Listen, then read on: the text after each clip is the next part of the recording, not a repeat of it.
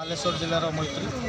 गौतम बाबू कौन कहे आज आप ओडिशा मैत्री महासंघ तरफ धारणा नहीं 4 दफा दाबी कौन रही 4 दफा दाबी आमर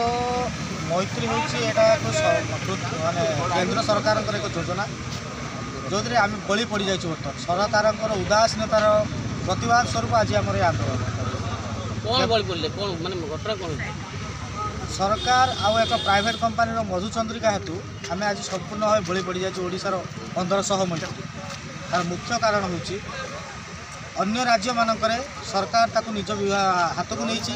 निज विभाग में सामिल किंतु आमर ओडिशा सरकार गत थर सरकार से एक प्राइवेट कंपानी को आमको टेकी देइचंती जे कि मात्र 1500 टंका दरमा मासिक दिन को हिसाब कले मात्र 50 टंका दरमा आमको काम करने जबरदस्त चुक्ति करेला एवं सरकारी इंस्टीट्यूट आमको ट्रेनिंग देला किंतु परिशेष में आम आज जाए दीर्घ 1.5 वर्ष हम कौन पारिश्रमिक पाइलु ना किंतु ए चालू रखीचु टीकाकरण चालू रखीचु सरकार प्रति क्षेत्र में प्रति कार्यक्रम को आम साहाय्य करुचु किंतु सरकार उदासीनता आज आम प्रतिवाद मोट 1500